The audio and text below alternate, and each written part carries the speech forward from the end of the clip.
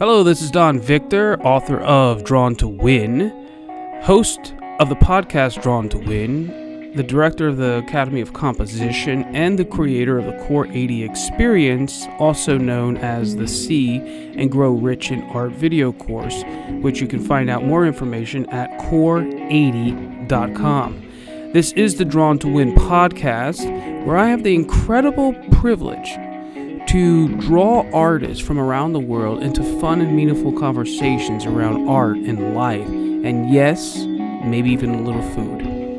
You can hear us each week on iTunes, Stitcher, SoundCloud, and YouTube. So make sure you subscribe so you always have a seat among friends.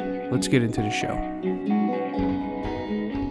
Tina, welcome to the show. Thank you for having me, Don Victor. Indeed, indeed.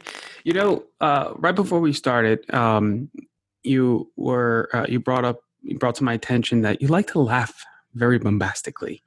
To which I made this comment, which we're going to start the conversation on. And the comment was, it's interesting that you express yourself with such bombasticness when you're laughing. And at least to me, your work seems quite quiet, and so you had a reaction to that, and I would like to explore those ideas. Well, it's true. I have a cackle, for lack of a sexier phrase, and and I love to laugh. I love to laugh out loud, and but I also am really sort of paying a lot of attention when anyone else starts to describe to me my work, because that's like the best thing. That's the most exciting part about being a painter, is the story someone else will tell me about what's going on in one of my paintings. One of the reasons why I don't consider myself the quote unquote conceptual artist, where I'm going to give you all of the information in writing in order for you to understand what's happening in this painting. I really love when someone else sees whatever it is that they see, and I get so many different responses from the same exact painting. We'll get, 50 stories, 50 questions from 50 different people, and they want to know who she is, why is she doing what she's doing? Is she sad? Is she upset? Is she waiting? Is she angry? Where's she going? Where's she been? Why is she wearing that? I mean, I get so many great questions, and I love hearing what they think is happening. And so I got quiet when you said that, because I'm waiting to hear what you have to say. It's like my added entertainment I get from my own work is the show my audience provides to me. Well, if that's what you're waiting for, then you're in for a treat. But before I do that, I must get your permission on a few things, because, it's interesting looking over your work. I would never ask the question, what is she doing? Or what is she, meaning like maybe the model. Every single one of your pieces, I look at as self-portrait. And so that's where I'm like, there's a common thread that's being woven through all your paintings, and not your paintings, but your stories. And I'm like, oh, this is a very interesting side of Miss Tina. and yeah. So first, are you married or are you not? Yes, I'm married. I'm very happily married. Yes. Great. Then I'm going to send out, I'll ask for forgiveness up front. Okay. So, Mr. Tino, or Garrett, right? I am going to overstep my bounds in this conversation, and only because to tap into the true soul of the artist behind these paintings. And at the end of the conversations, my hands will be off. And the reason why is because a lot of your paintings are extremely sensual and extremely private. And I think it would do a tremendous disservice to touch these paintings with little white gloves, and not go deep into this almost like a very ancient, old, and I don't mean old in a negative way, but just old, like a raw, real um, uh, sense of what it is to be a woman and uh, a living soul. Okay, so like that's what your work is inspiring in me, and I don't want to tippy toe around it. Um, and so that's that's the rules of this conversation. Do you agree? Do I agree that that's what my work is? No. Do you agree that we can go there with your work in this Yeah, conversation? All right. Isn't that what every artist does? They put themselves out there to be seen, right? That's what it is. We're putting That's it. ourselves out to be seen. So 100%. I love that you tackle these flamingo dancers so often, these dancers. I see it's something within artists I think a lot of us always want to tackle. um, and uh, and I love the design that's underneath it because you're really capturing an incredible spirit of them, and we'll get into them in a little bit, especially the one with the red I don't know what you call it, the shawl, scarf. You know which one I'm talking about? No, I'm thinking in my mind. Okay. Have I done so many that I've forgotten? Well, she has no body. She just has like the red big scarf that's over top of her, right? And it's on like this very light background. Yes. Which is very different for your work because your work tends to be a light figure on a dark background. In this case, it's a dark figure on a light background. Yes, that's figura, which in Spanish flamenco terms means star, the star dancer. Ah, nice.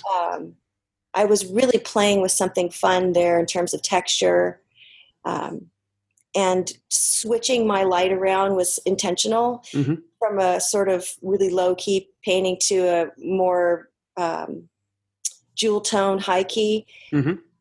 Because that's, I believe, the audience that would collect flamenco dancers is going to live, Southwest. And I'm thinking about what their needs are. But that's pretty wise.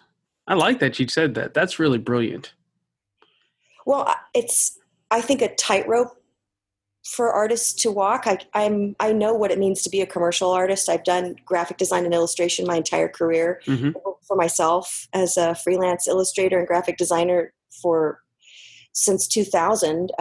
I stopped doing that kind of work in 2011, and I could never do that, like have that mentality of everything being completely commercial, knowing that other people like editors and writers and art directors and lawyers are going to sort of tear the work to pieces and form it to what they need it to be. That's not what I'm doing here, but that was such a part of my life, informing who I am and what I think about in terms of making a living, that I can't totally turn it off. Well, you shouldn't turn it off. No, unless I want to be just one of those painters in the basement.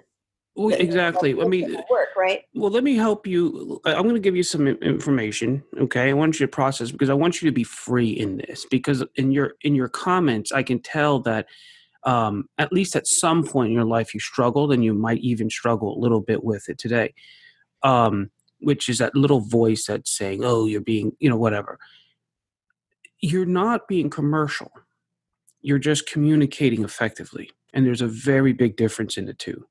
Right. I think many, many painters have no idea who their market is. Absolutely. And,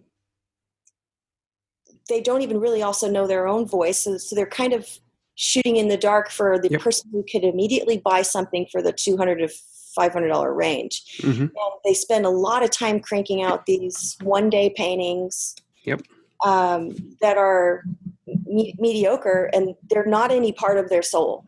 They're just, they're making the same kind of money they could make if they sacked groceries. They should just go sack groceries, or they should really hone in and focus on what it is that's important to them and why they want to paint that. And once that's made, then find the market. I've had too much direct marketing. I love it. I love it. I mean, that skill set, I need to work more on painting.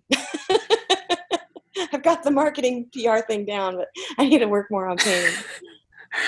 Well, you do have to attract people, and that's, it's funny, years and years ago, my father was a real estate broker, and we were probably, maybe between the ages of 18 and 20 when my brother and I started going to him about learning how to sell stuff. And he would teach us these techniques and concepts. And we would be like, I remember us telling him, "You're evil, Dad. Like, you're manipulating people, right?" And and he would get mad at us because he has such a pure heart. But the power that's behind sales, if used incorrectly, becomes very, very can become very evil. I mean, you can make people do things. Look at the first greatest PR person was Hitler. I mean, exactly, right? Serious, yeah. Research into how to twist people's opinions on things. Exactly, through imagery and things like that. And so, but then once you get past that shock factor, and you realize it's a power and it's a tool, and then if you couple it with your personality, if your personality is really seeking to benefit others, then it becomes a great way of learning how to lead people through things, rather than trying to sell them stuff. And so, one of the ideas of, like, let's say when you go on a car dealership, right? A lot of bad salespeople will just try to sell you what they think is good for you without even knowing who you are, right? And so, what's good for them. Exactly. A guy comes on the lot and they're trying to sell him a sports car, right? And he's coming on because he's looking for, his wife is having another kid. They have 3 kids, and so now he's looking for like a minivan. He doesn't need a sports car; he needs a minivan, right? And or maybe an SUV, right, nowadays. But and so by asking questions and getting to know who your client is, then you can better serve them. And it's the same thing with your art, and but what you're saying also, to be very careful that you don't become so commercial that there is no soul in it. You're just creating a widget for cash. And yes, and I also don't feel like I personally have the energy to chase the trend of the day. Exactly. I have to paint. Like I said, I've done the kind of work that you don't really care about. When I would do a little illustration or a set of illustrations or a whole book, or the many, many things I did, mm-hmm. I never loved those things because I knew they were a flash in the pan. At any moment, an art director or a marketing team or a set of lawyers were going to shred them to pieces and tell me to redo it. So I didn't invest myself in that. And that is not at all what's happening with my paintings. I am wholly investing myself in them. Do people buy your paintings because they like the painting and the subject, or is it because they want to purchase a Tina Garrett painting? What I can honestly tell you is that I have an incredible amount of repeat customers. I have a handful of clients that have bought just, 4 or 5, 6 paintings easily. Beautiful. And not little ones, big ones, 5 foot. And I think there definitely is a connection between me. If someone else had painted that same painting, they may have loved it, but they may not have bought it. And yep. I feel like their words, and I've actually been told these exact words, in fact, by someone who had only purchased a $200 painting, which for them was a lot of money. And so in that way, I almost hold them in a higher regard than my clients that I know have a lot of money and they've spent a lot of money with me. But when someone comes across who scrapes together $200 to buy a small little thing I just was working out a problem with, like a sketch or something, when they say, I just want to be a part of what you're doing, then I know that it's not just about the work. It's about basically saying, I want to be an investor in you. And it's lovely. It's been one of my favorite parts about being a painter is the actual connection I get. And I'm essentially saying the same thing that I said. When I get a connection from someone who's viewing the work, it's just another level of that same connection if they're buying the work. And it's even better if it's some way or another we end up physically actually meeting each other. A lot of my clients are locally, but I also have collectors that live in other countries I've never met before. So it's so great to get to know those people through the conduit of the work. And it's a huge privilege and one of the most exciting and precious parts of it. When did you sell your first painting? You remember that experience? Painting. Oh, yes.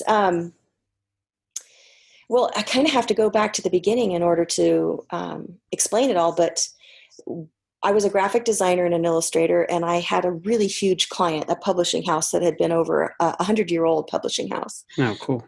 And I did a bunch of curriculum stuff for them from preschool through like 12th grade. Nothing at all like what I'm talking about, what I do today. So imagine the flattest, most two-dimensional, most round, cute little like cartoon you can possibly imagine, and then go down like 6 levels. That's like it's not artwork. And but I created a lot of work for them. I was the breadwinner for the majority of my marriage, and I made a lot of money doing that. And I didn't mind the work. I didn't love it, but I could in my mind justify that I was quote unquote an artist. And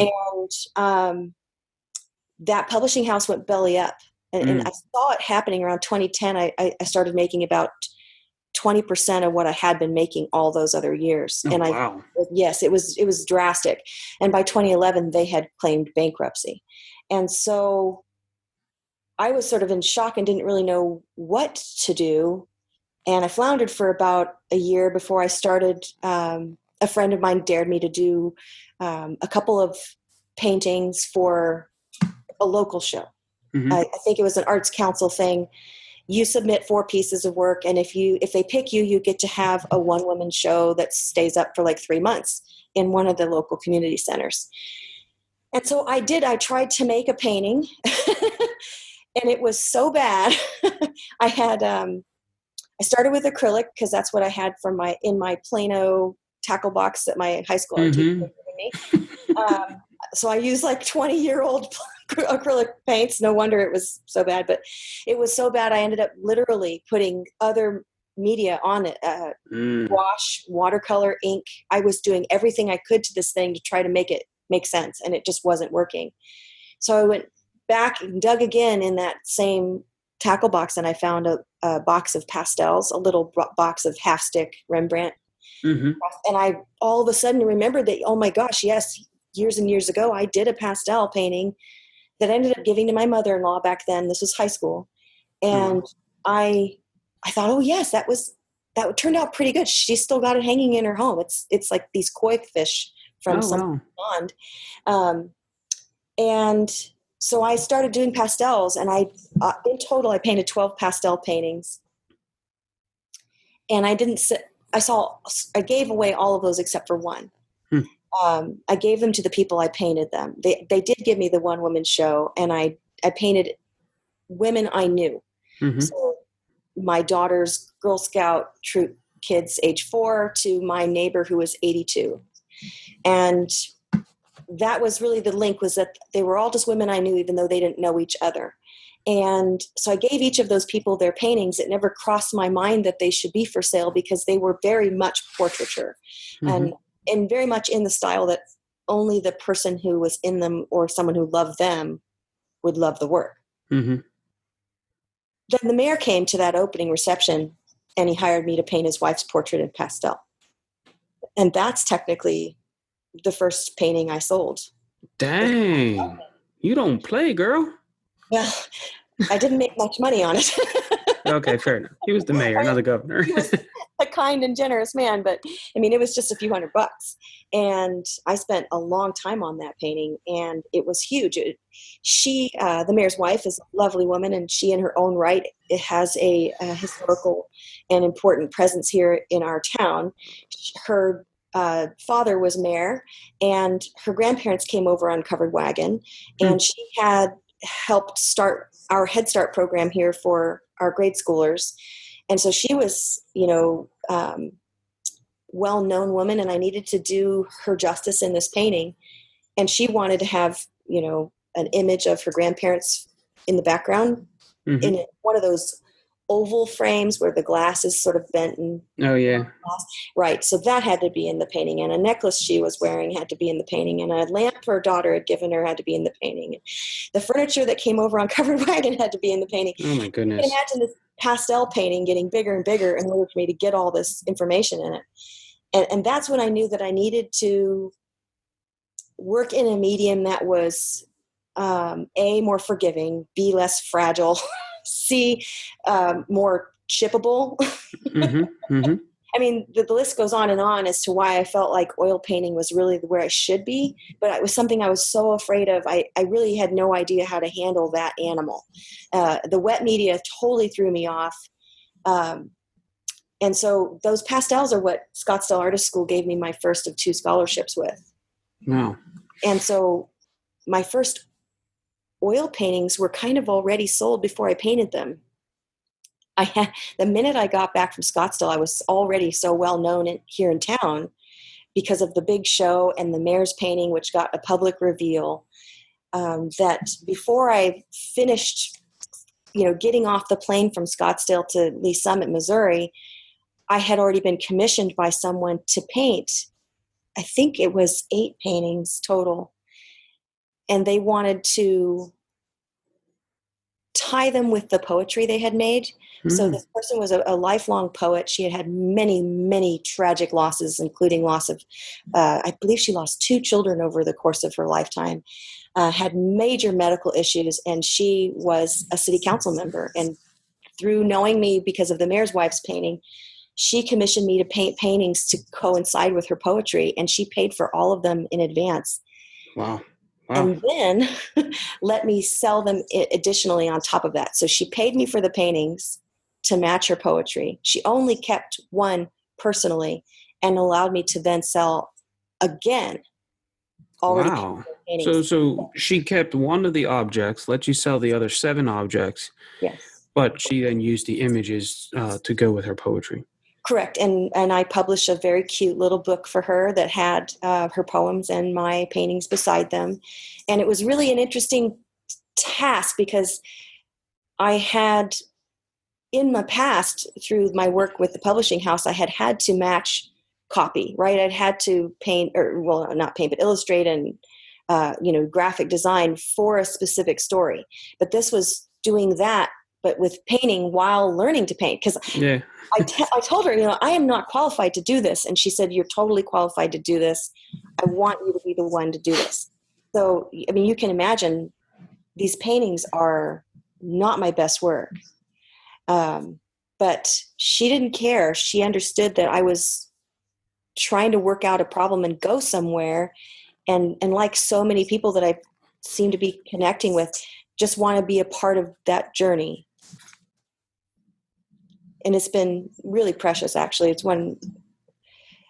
one of the things I'll never forget is that particular woman and her just relinquishing to me all the creative,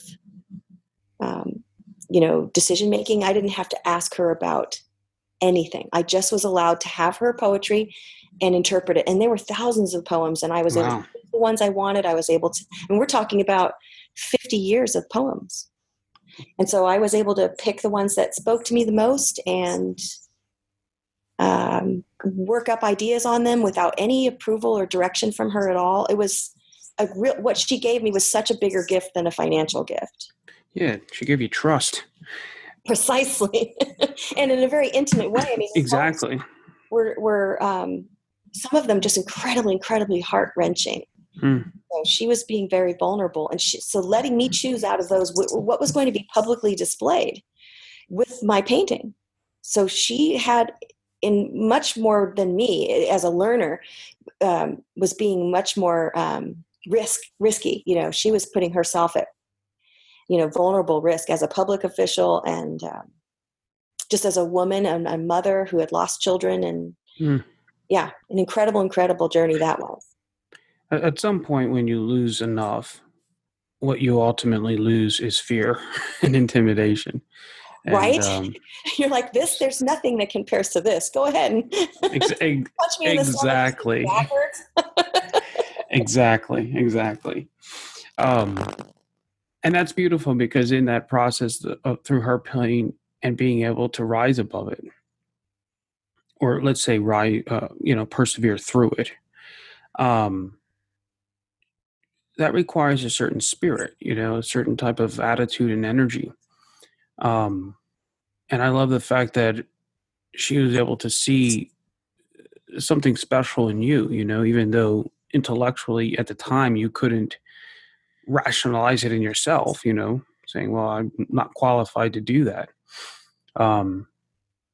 But she could look past that and see a greatness in you. That's that whole experience is very beautiful. Huh.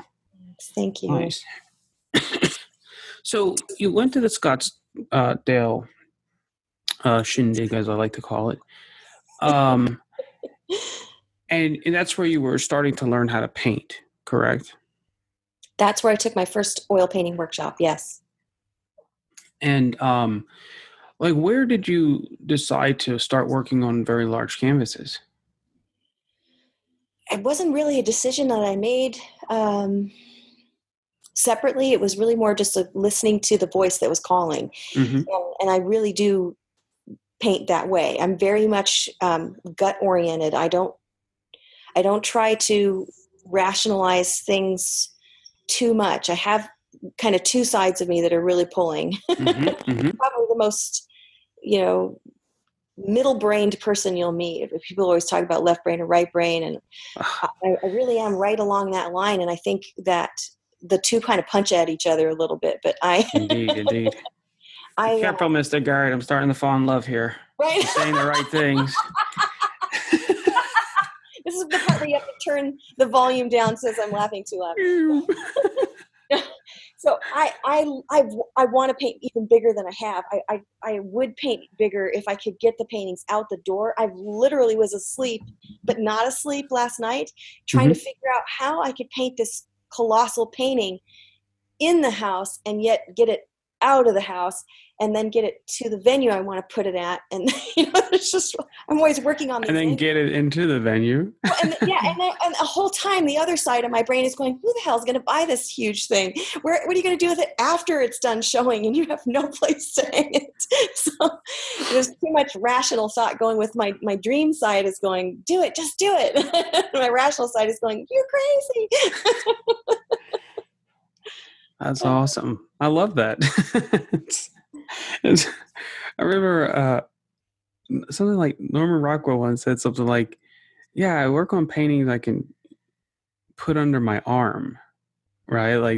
That's the size. And the reason why was because back in the day when you had to go show your portfolio, you had to go, show your portfolio. So you wanted to make sure you had paintings you could carry underneath your arm when walking through New York or whatever. That makes total sense. Yeah. And that falls back on what I tell so many of my students, that I'm not sure I could have gotten as far as I have if I had tried to be an oil painter in, the late 90s when I was, I should say early 90s, when I was really becoming a career person and deciding what I wanted to do for a living. Mm-hmm. I don't think I could have done it then. And I think the internet has made it just so much more accessible, where you could be somewhere like Kansas City, Missouri, and still reach people all around the world with your work. That's it.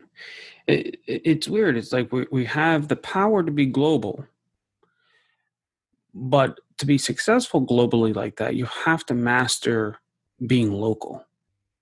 and what that means is being relational, right? So like your first show being, I love the concept that none of these people knew each other, but you knew them all and they knew you, right? And so you were the link. The artist was the link that basically was like, here's the network of my, of my existence, the females.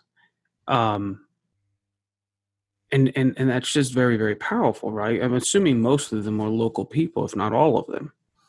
Yes, all of them were local people. Yeah. I think about 4 of them knew each other, but almost everyone else knew me, but not each other. Yeah. And that's just, to me, that's brilliant marketing. But again, I think a lot of that just is happenstance. I mean, so much of what I do is so intuitively driven. And then after the fact, or as the process is happening, my other side of my brain kicks in and goes, yeah, and you could call the television stations and tell them to show up. Exactly. I love that. Oh, you need to write a book on that, or create a course, or create a course around that. I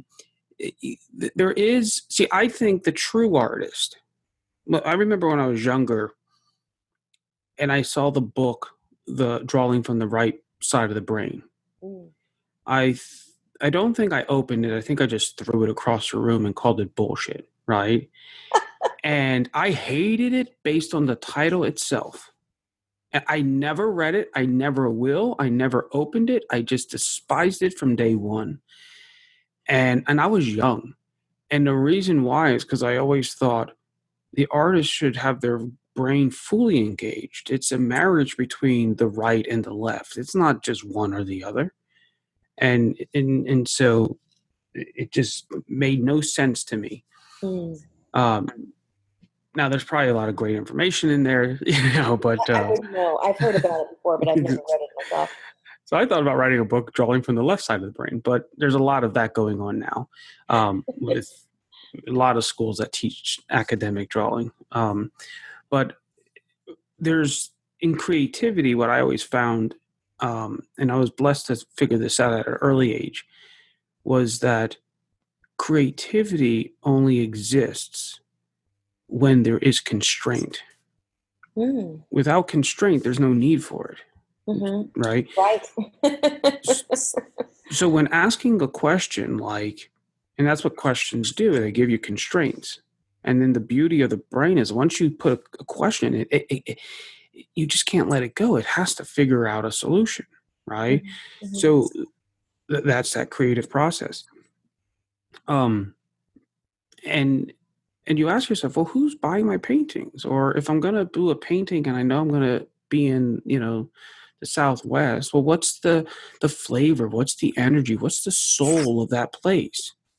And how can I communicate, or what are the things that are attractive to those people, right? Mm-hmm. Or not people, let's say that energy. And then you put those constraints down, and now you're not pigeonholing or putting a cage around yourself. You're just actually, with each constraint, it's a rub on the genie's lamp, right? Right. I think what you've touched on, which is at the core of it, is that if you really want to be a great artist, you have to be an observer and a questioner. Yes. And so people who are painting are so busy worried about what they're saying to everyone else that they're never quietly observing, and they're never asking themselves or their audience any questions. And so you're really, I think, on the path to sort of pinballing around all over the place. And I felt like I've done a little bit of that when I look at my work in total. And in all fairness, I'm thinking of the very first few paintings that I made, and I'm including them in this, and not just the last 3 years' work.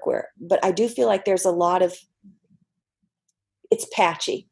It's like a quilt of a bunch of different colors and shapes that goes together because of its patchiness. And I don't like that about my work. I'd like to keep digging, keep mining to find what it is my actual voice is. Mm-hmm. And that's, what's forefront of my mind now that I feel like I have I hate to say a mastery, but I can't think of another word, a sort of mastery of the materials. Yep. That I would really like to now begin to push past just what can this paint do for me, or how do I get it to do what I want it to do, and start thinking about I what it think is I have to say, what I want to sound like, what is my story.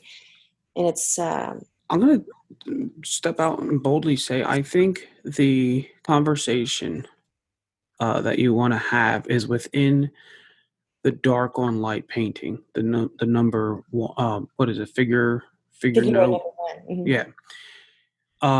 Not because it's just different than all your other paintings, right? In the sense that it's this dark figure on a light background, where most of them are light figures on a dark background. But because when I look through your images, I see a woman who's contemplating. She's inside of herself, which is very interesting because we've talked. I have no idea. If I was going to say what your sign is, I would say a Gemini, but I have no clue. No, I'm a Capricorn. Oh, really? Beautiful. Cool. So this is going to be a good conversation. But what's interesting is you have, we were talking about being center-minded, right? Which I'm going to write that down and I'm going to steal it from you. And center-minded. What's interesting is you have this laugh and this personality that's very approachable, very energetic, right? I mean, like, I think people would feel very safe around you very quickly, right? And yet your paintings show a very observant, introverted soul, right? Like someone who has this internal world that is not on bubbly and fiery and and overly energetic. It's very still, very quiet, very reserved. And but what I mean by reserved is it's in deep thought. Okay.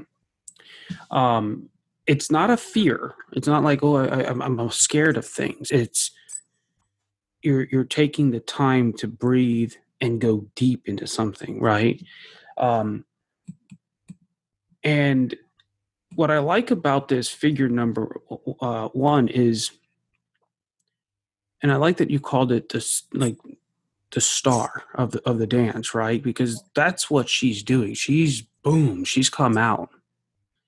She's not in this darkness. She's fully in the light, Um, and in it, it's a very, very different design than all the other paintings. Like, it's just, I mean, on so many different levels, it's breaking out of a lot of things that you're doing in your other work. When did you do that one? Oh gosh, let me think. I think that was July or August of last year. Okay. So it was about a year ago. It's interesting. I'm going to compare real quick, and it's going to be a little difficult because we're looking at an image. I'm looking at an image. So if people want to go to Tina Garrett, 2Rs, 2Ts.com, you can look at these paintings. But so I'm going to really quickly talk about these three flamingo paintings. And the ones I'm looking at are the ones with the hands in the air. And obviously, when you're doing the flamingo paintings, one of the things you want to really capture is that twisting of the hands, right? So what's interesting is I see three of them. There's, I don't know how you say it, turquesa? Turquesa, red smoke, and then number, you say it for me. It's turquoise. Turquoise. Okay, turquoise. Oh, turquoise. Was that your first one, and then red smoke your second, and then the figure number one your third, or chronologically? Well, that's a good question. I really do have a terrible memory. Let me jog my mind. I believe that turquoise was before red smoke. Okay. Yeah, then And that would make sense. Okay, so yes, that's, and yeah. she sold immediately. I mean, she wasn't even dry. And I wanted to get another piece done because my intention with that piece was to aim for a Southwest gallery. And I was happy to have the sale, but I was also sad to have the opportunity to connect with the gallery gone. I felt like Turquesa was a strong piece, and to have her just go to a private collection and not help, I wanted her to work hard for me. I wanted her to Yeah. go and find a connection so that the other paintings could find a home. And she didn't, and I couldn't say no. How do you say no to a sale? So you just let it go. But I do love red smoke, but I feel like Turquesa was a more universal pose. Is it because of her being from the back and That's true, because there's a danger putting a face into it. isn't there? Yeah, Which because is such a people well, yeah, once you put a face in it, now people relate to it very differently, right? Because then there's the question is, who is it? And then everybody's going to be asked, oh, do you know that person? And so when you put that in there, it becomes a little harder. But I think the reason why Turquoise just destroys, in my opinion, Red Smoke. They're both really well executed paintings, but there is a magic in her that you actually then ultimately even do at a whole nother level in the figure number one. oh It's good. not her face, it's her hands. Mm-hmm. See, the power of the flamenco, right, is in this movement, but it's then this expression through the hands as well, or the feet, right? It's like this stirring of energy from the core, and then this explosion out of these limbs, right? And so as you look at this painting and you're drawn down to the bottom of it, and then you have this beautiful triangle that comes up to her hips, coming up through the forearm, back into the arm. You have the eye then travels down and it comes back down into the core of her, because your eye is traveling along that contrast of the dress, and then it shoots up into the hand. But the way that you have that hand, especially, it has that beautiful red in it that it's like like you feel that explosion, right? And that's the experience that we're getting when our eye flows through that. And I love that it starts in that cool green. Even her skin is kind of cool, almost like an olive, and then as it goes up, it shoots up, and then it hits this orangey red, this explosion. And that experience in the eye has nothing to do with quote unquote her being a figure, right? It's just the experience that you just gave us. And you feel, and you almost hear that last moment, like she just stepped on the ground really hard and like stomped and and clicked her fingers. And that doesn't occur in the red smoke. The red smoke is more of like an in-between kind of pose, right? It's graceful, it's pretty, it's beautiful, but there is no explosion of energy. Mm-mm. And where you do have like that red energy going on, it's kind of in the background, not really coming from her. And um but again, like both of them are really well painted. Just that one, when I'm reading the painting, it's just a very different experience. I love that. That was really fantastic. Thank you for sharing that with me. Well, if you like that one, get ready for the next one, because this is absolutely incredible. I will dare to say, and one of the most famous flamingo paintings is that John Singer Sargent one. Yes, El Jaleo. Which, exactly, which actually is not about the flamingo dancer, but about the singer in the background. Just saying. Have you seen that piece in person? No. It's at the Isabella Gardner in Boston. And I've sat in front of it for, I can honestly tell you, at least 2 hours. I bet. It's Over incredible. Different days, actually. It might be a little bit longer than that. The first time I was there, I was with friends, and I didn't want to seem like a total fruitcake and sit there more than 45 minutes. So I came back by myself the second time. That's awesome. And I pissed off people because they wanted a picture of that painting without my hind in it, and I wasn't moving. I was like, I got here, and I'm sorry you're here after me because I'm going to be here in front of this painting for a while. I love that. I dread going to museums with people, like, because they just want to run through it and see the paintings, and I'll easily maybe spend 4 or 5 hours in a museum and see maybe 10 paintings tops, right? It's like, like the ones I want to get to, I go past everything else. I go right. Exactly.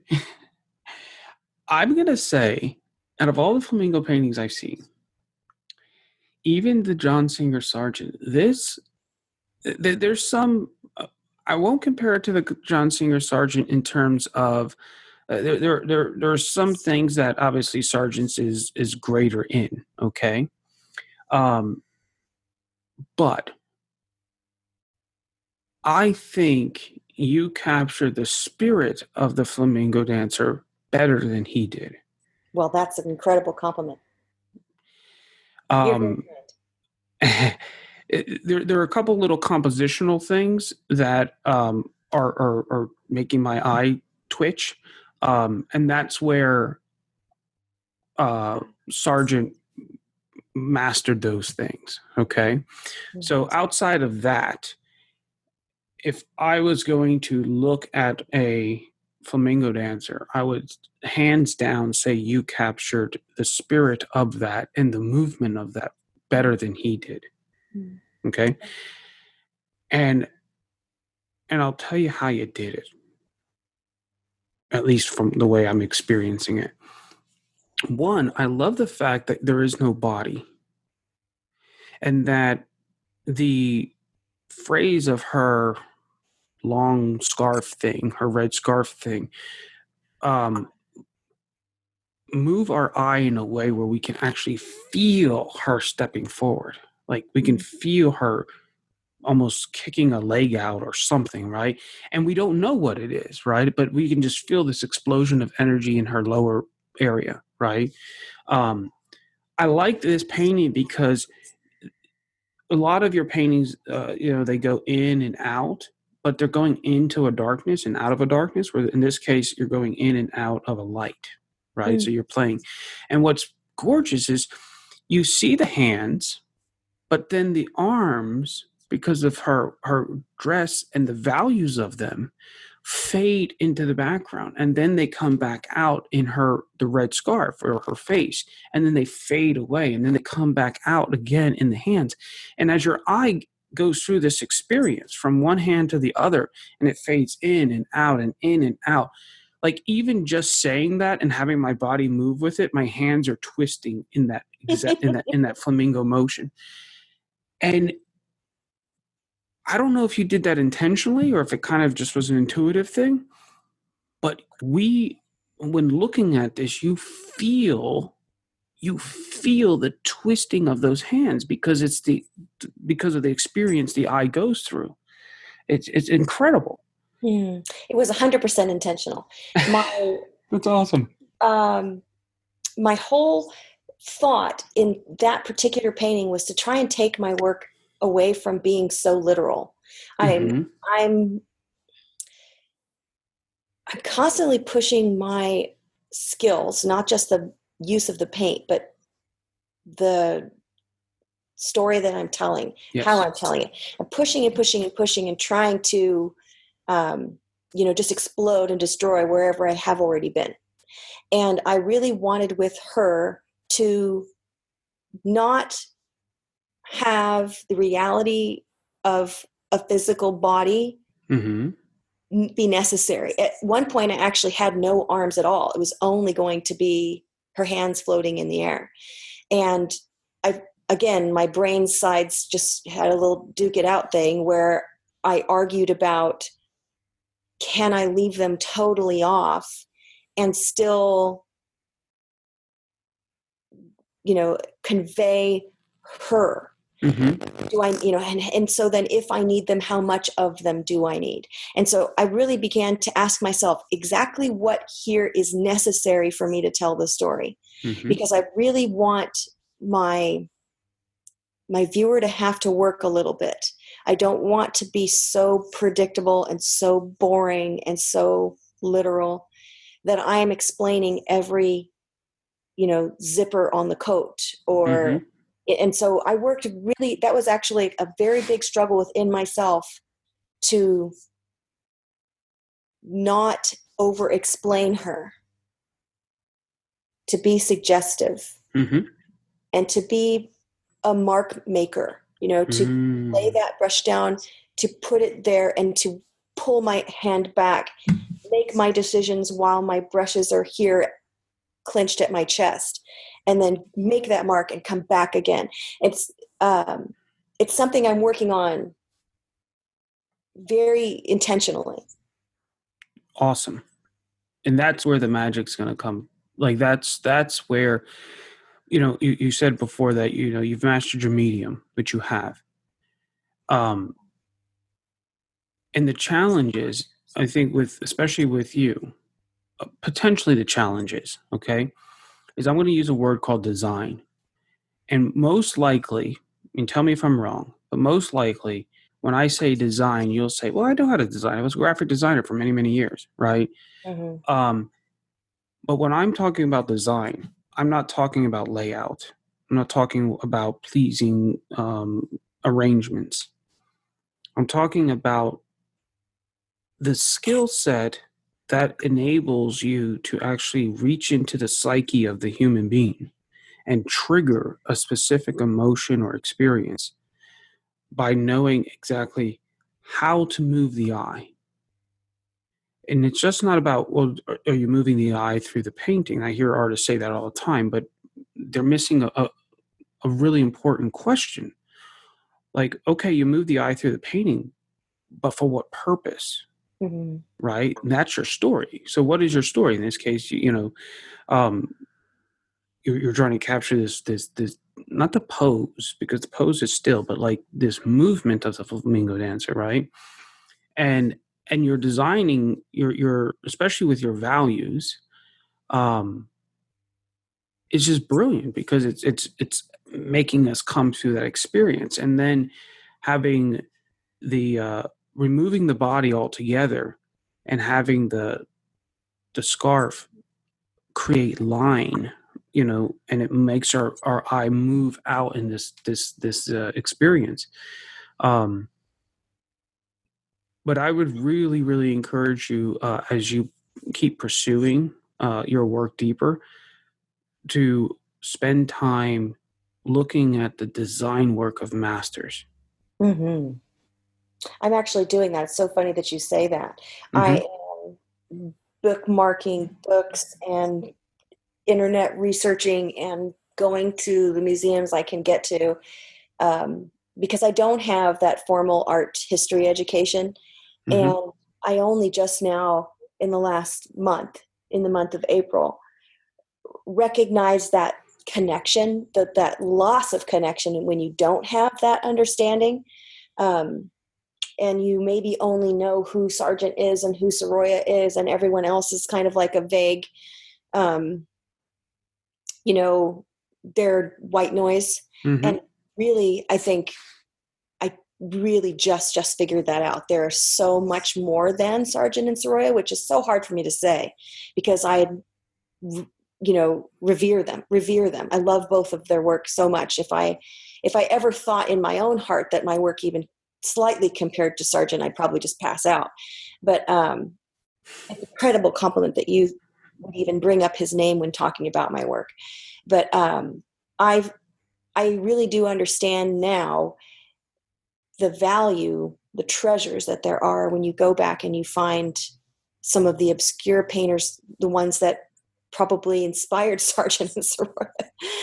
So I've been studying them. I have been thinking about what it is I like about them, and really trying to just honor myself and my own, like I said, my gut instinct. If I like a painter now, I don't just say, oh, I like them and think, wasn't it cool that they used phthalo turquoise? I think, why do I like them? And I become a questioner and an observer. And I think that that's really where the value is, and that you can get workshop worth of information from just seeing one master work. Yeah. And Now, just really asking yourself the questions about it, asking yourself about the let me challenge you on one aspect of that. Okay. When you look at these incredible art masters, be it the sergeant or the Soroya or the people that it probably inspired them, if you open it up and look at it and say, what did these painters do? Right? You're setting up a question that's going to receive certain answers. And the question is, what have these painters done? Like what are they doing? But this is where I would challenge you on it. Ask that question and then ask this question. What are these designers doing? What are these composers doing? Yeah. The primary design, I believe, really happens in the values, which is the reason why a black and white painting can exist and still be a powerful work. Your primary beef of your design is really in your value pattern. And, above and beyond that is where you kind of entertain and treat your audience with color and temperature and texture. But if your primary design can exist in your value pattern, you have so much of your questions already answered. You have so Indeed. much. Now, what comes before value? Composition. well, one could say that you're composing value. You're composing value, right?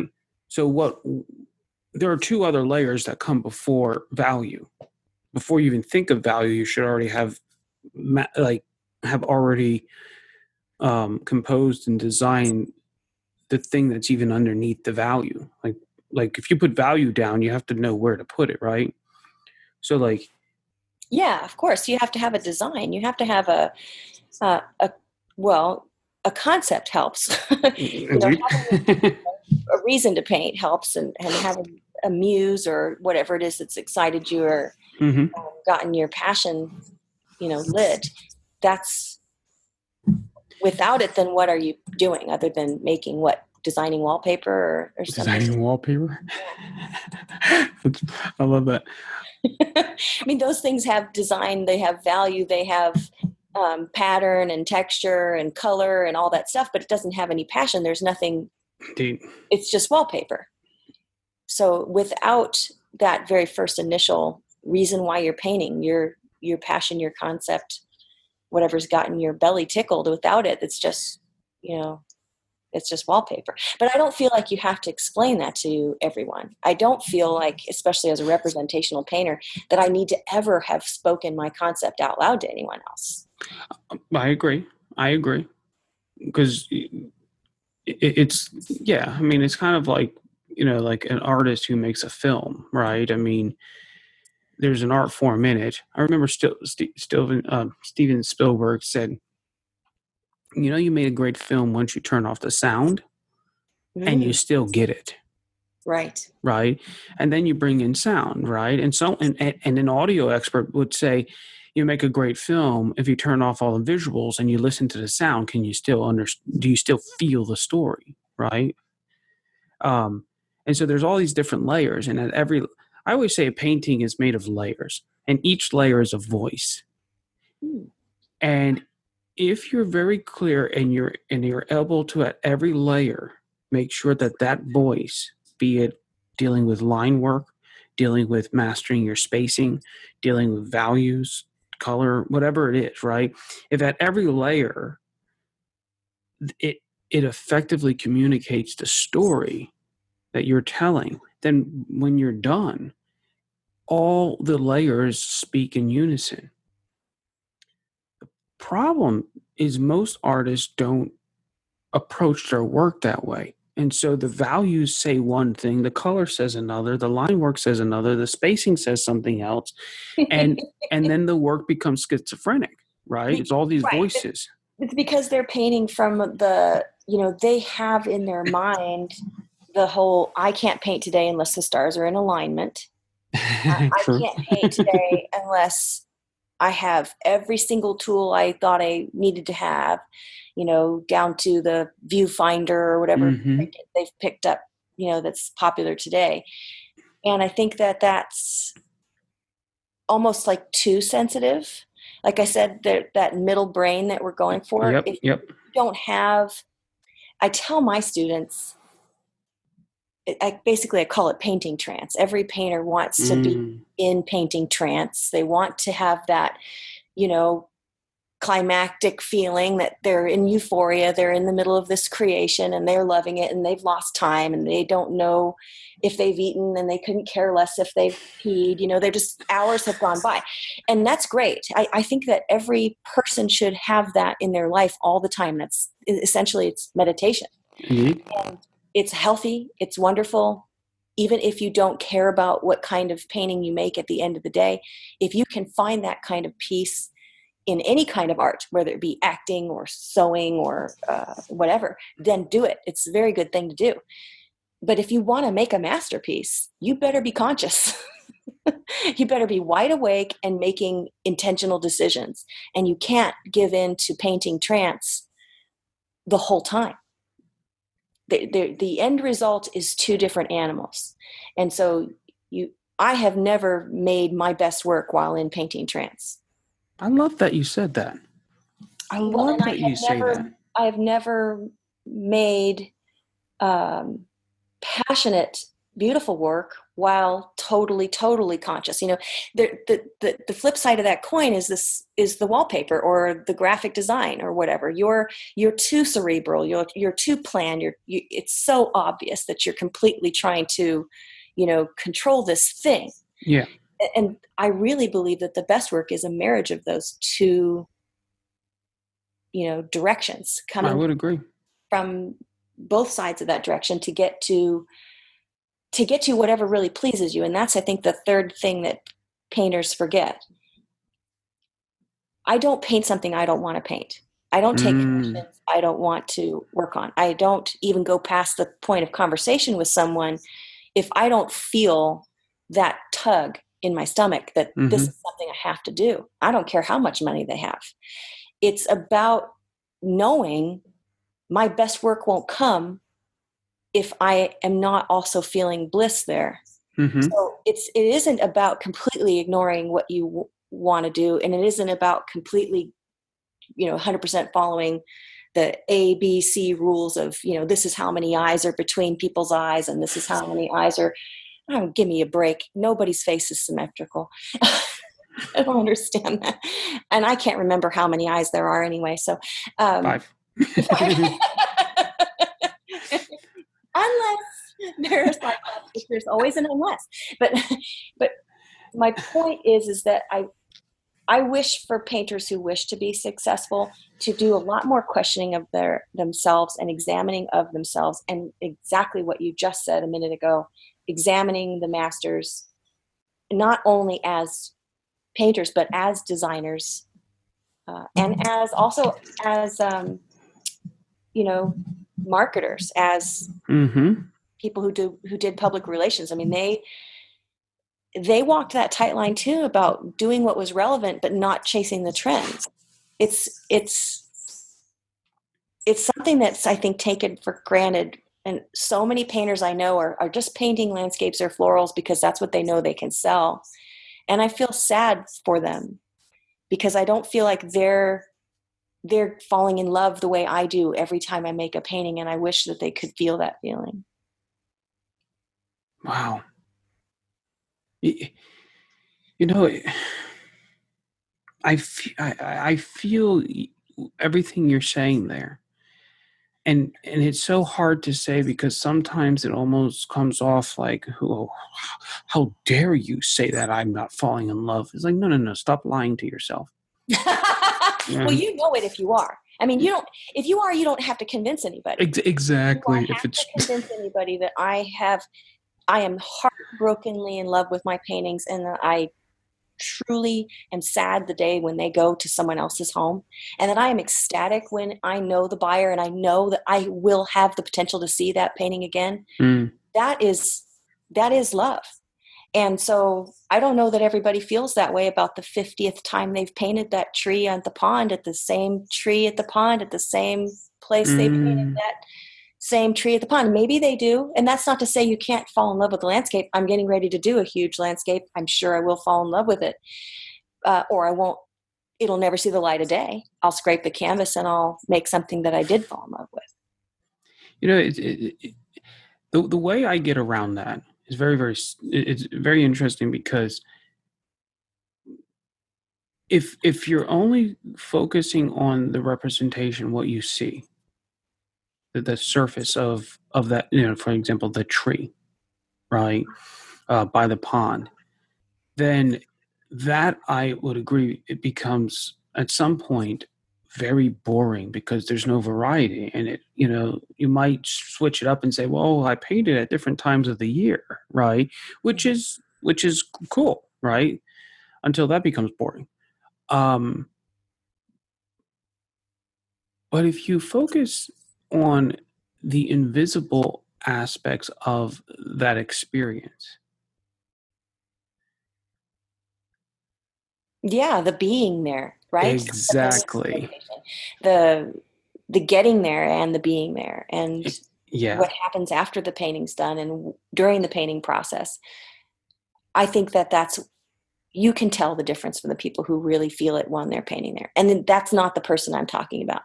I'm talking about the person who will crank out 50 of those and put them in the tent and sell them at the art fair, and they're already ready to crank out another 50. And And listen, that's a great strategy, but if that's all you do, then you're at some point you're gonna cage yourself in and you're gonna artistically die. You're gonna and that may be artistically starve. financially viable, but that's not your best work. Exactly. That's not love. Yeah. And if That's there are financial artists who are security. listening to A this, lot of people marry for love, and a lot of people marry for financial security. That's what I'm yep. talking about. A lot of people marry for financial security. And I love that they are still being an artist and being able to make a living. So I don't want to be I'm not speaking in a derogatory term towards someone who does art fairs. I'm describing what my experience is, which is so much more intimate and Hmm. limited than that. Absolutely. I may make 10 paintings a year, maybe. I when people say to me, why don't you do art fairs, how come you don't have a bunch of gallery representation, I said, I don't crank out the work that lifestyle requires. Yep. And it's interesting. I love what you're saying because you're coming back into what I consider really the artist's purpose, um, and that is to craft these, as my one student calls it, artifacts. And where a lot of artists are depression mentality people, they're industrial mentality people, Hmm. and their mindset is, I got to get up and go to work and produce and produce and produce and produce. I'm just, I got to make more widgets. Time to make a painting. Time to make a donuts, right? And that's the mentality that they approach the craft. Hmm. And Kenyon Cox, about 100 years ago, he wrote a book called The Classic Spirit, and he was talking about this occurring, that we're moving away from this craftsmanship, um, in art, because now you're competing with the industrial age, right? Right. And that mentality is still there, where it's like, oh, I gotta sell a lot of paintings for a couple $100, right? Boom, boom, boom. Versus, what if you figured out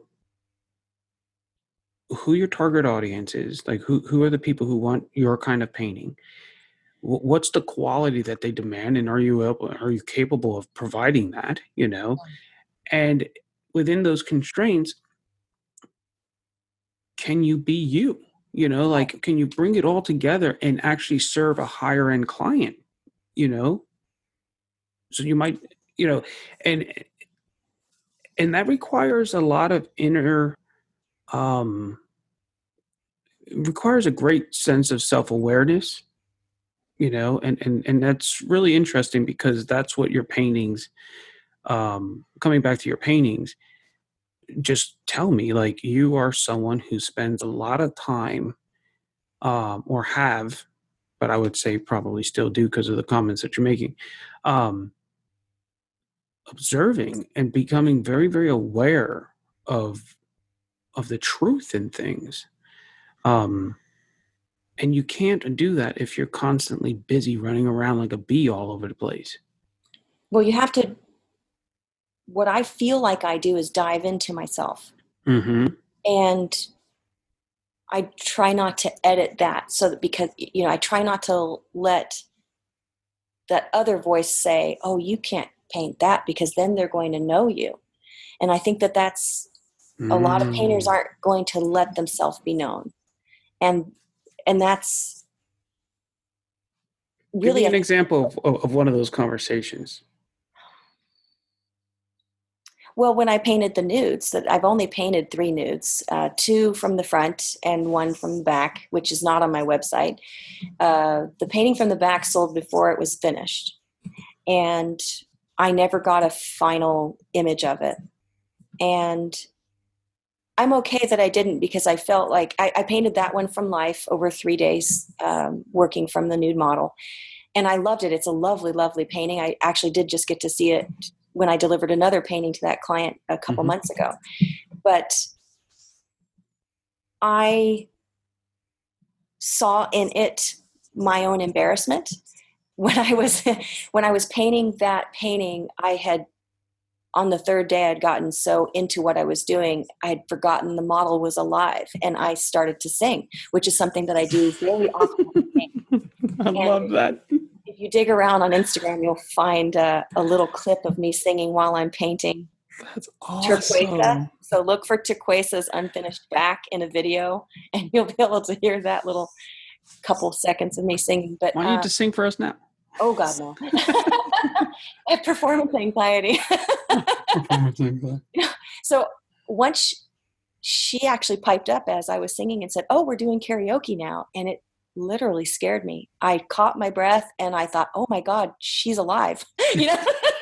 She's not an object. Heard me singing. Oh no! And that's that conversation, that inner dialogue, which I think can really just completely destroy some painters. That inner dialogue. And I really feel that when you master any part of your life, it's when you've mastered that inner dialogue. Oh my when you God, can that's have brilliant. that conversation with yourself, and when yourself is lying to yourself can say, shut up, you're wrong. I trust this and I'm going to do it. Or you can listen to yourself and say, thank you for saving me from that, whatever it is. But you are the only person you have to contend with, you and your God. So there you have it. And real happiness in your work or your life or your marriage or whatever it is, it comes from when you don't doubt that, when you have that peace. Yes. Of, I'm going to work this problem out and I'm going to take responsibility for how it ends. And that leads me to one of my favorite quotes, which is a Richard Schmid quote. He said it when he received his Lifetime Achievement Award at the Portrait Society conference, not this most recent one, but the one before. And he said, be responsible for your own artistic excellence. And I believe that, and I try very hard to practice that, and very hard not to do 2 things. Not to hand over my ability and responsibility to do my own work by saying, hey, do you like it? Do you like me? Do you like my work? Wow. What do you think? And that doesn't mean I don't seek critique, because I do. And I've had some really incredible ones just this last month. But it means I don't ultimately give the responsibility away to some other teacher, some other person, some other authority to ultimately say, this is what my work is, this is what I'm doing, and this is what I have to say. And if you don't like it, you only have me to contend with. And if you do like it, you only have me to say, congratulations to. So I love him for that. There are a million reasons why I love Richard Schmid. I think he's been, and from my own very limited perspective, because I don't have all this great art training that I'm sure so many painters have, but from my limited perspective, I think he's the greatest teacher alive today in this craft.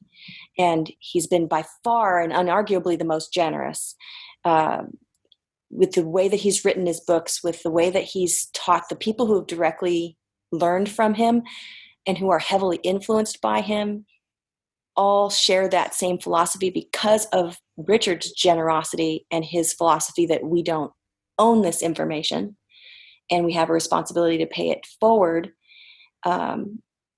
He has perpetuated that line, that philosophy of information that he learned goes on and on and on. And all of the teachers that I have specifically sought out Richard Schmid students, because that very first Scottsdale Artist School scholarship to Romel de la Torre, that wasn't chosen for me. The school chose that for me based off of those pastel drawings. I didn't know who Romel was. I didn't know who Richard Schmid was. I had never seen or read the book Alla Prima. And thank God they picked him, because I knew then I wanted to learn from Richard. Of course, Richard was not teaching anymore. So I made a point to learn from every person I could find that Richard had either taught himself or who had been heavily influenced by him. And because I stayed in that same vein of philosophy, I feel like it's a shorter distance from point A to B if you go, instead of, say, bouncing off and taking a watercolor class, or diving into a whole other, like maybe Russian palette method or something like that. Just really staying on that, I think, has made my own learning track so quick. Because this is in March, I had my 6th year anniversary of painting, period. Oh, so, wow. I've really come far fast, and I attribute most of that to my great teacher, Richard Schmid, and the people who he taught who have also been my teachers. And so if you aren't, ping-balling all over the place, learning completely different philosophies or even completely different mediums. It always blows my mind when I come across someone who's in the middle of trying to understand how to oil paint, and clearly they aren't there yet, but yet they're jumping off the bandwagon and going and taking a watercolor class. And not to say that there aren't merits in learning watercolor. I think watercolor is phenomenal. I love Stan Miller. I love Mary White. I think watercolor is beyond way more difficult than oil painting. But why would you, start walking on your hands if you're trying to ride a unicycle? They're just not the same animal. And that kind of energy, I feel like I don't have the kind of energy to bounce around that way. I've had to stay laser focused. And that may just be my pea brain. I'm of the family of people with bad memories, that if I am afraid, if I were to stop taking, in essence, these oil painting lessons, which I've been giving myself for 6 years, if I were to jump off of that and to go paint a pastel painting or play with the watercolors for a day, I'm terrified I would learn, or I would lose where I'm at. I would lose my place and have to start all over again. So I can't do that. And I think people say, well, how do you get to painting these kind of paintings in just 6 years of painting? Well, I've had years and years and years of drawing and design because of my graphic design and illustration experience. I have an incredibly supportive family who my husband would literally work 3 jobs if he had to, and has, in order for me to be able to devote myself to this.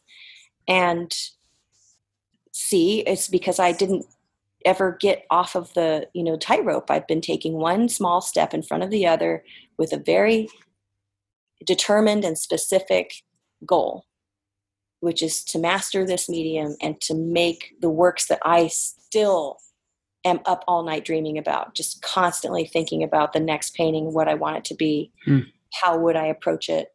When I don't know if I'll ever even really successfully be done with that. I can't imagine the well being empty. I feel like I have so many works that I want to make. So I can't imagine ever stopping and taking a watercolor class. I've toyed with the idea of playing with clay, but I don't think of it as any differently than I think of going to do yoga or going, to take a walk or something. It doesn't feel like it interferes. Like in my mind's eye, I don't feel like playing with clay interferes with playing with oil, because they're not at all related. There's no wet media. I think it'd be really hard for me to play with acrylic or watercolor or gouache or something like that and not lose my place where I'm headed with oil. I totally get that. I love that, one of the issues a lot of artists struggle with is focus. And that's what I just keep hearing from you. It's like you've made a decision, and you just stayed focused and true with it. And artists struggle with focus because they're afraid of discomfort. I tell my students that if you're uncomfortable, you're doing what you should be doing.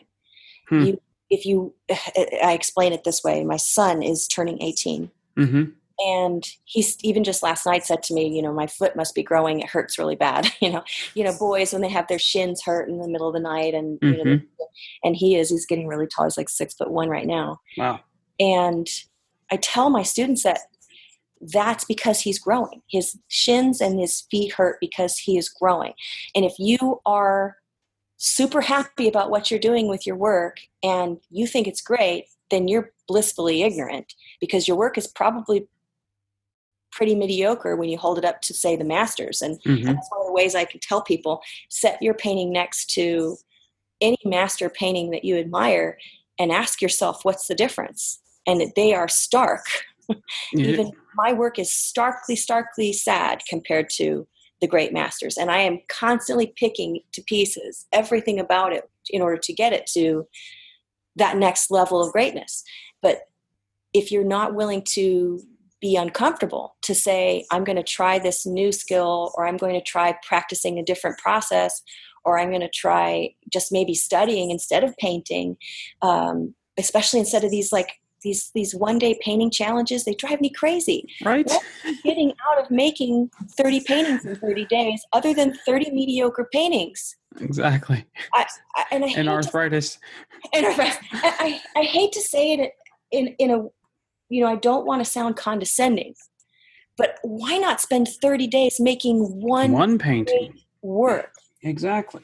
Like, just give all that you have to push yourself to making one great work. And it's because it's uncomfortable. There isn't that immediate payoff at the end of the day. And then you get to go tell everybody on Facebook, look what I made today. And so I tell them, and so many of my students have thanked me. So many of them are going home to do the work and looking into themselves instead of outward for the answers, and asking questions instead of just, immediately saying, oh, I need to use the same color she used, which is another, I think, unfortunate thing I come across with students, especially they so many of them want to just know what colors are on your palette so that they can make the paintings you make. And I keep trying to explain to them the specific name of the paint that I'm using is completely irrelevant. Yeah. You can get to that color with almost any way, a lot of the time. And it's the difference between teaching someone how to fish and throwing somebody a fish and hitting them in the face with it. I want to show them how to create any color under any lighting situation, no matter what the thing is in front of them. As a human being of African descent or a apple, I can get to that color under any lighting situation based off of the philosophy I use in order to understand how to mix color, as opposed to memorizing a bunch of recipes for colors that may only apply in that specific moment of time with that specific subject. So when approaching something like that, it would be better for that student to ask, why do you choose that color versus what color are you using? Aha! Spoken like a true genius, right? Yeah, the way you said "aha" reminded me of every genius ever. No. Aha, I got it. Why? Yeah. How are you? What is the philosophy behind why you're choosing that color? Is such. Yeah. That is the answer. The question is already the answer. Yeah. Using the color based off of a specific philosophy on how to make color, as opposed to memorizing a bunch of recipes. We at my school we have a bunch of questions, but the number one question that we drill insanely into everyone, it's the most important question outside of what are we having for lunch. That reminds me, please ask me about New Orleans the second you're done with this comment. Okay.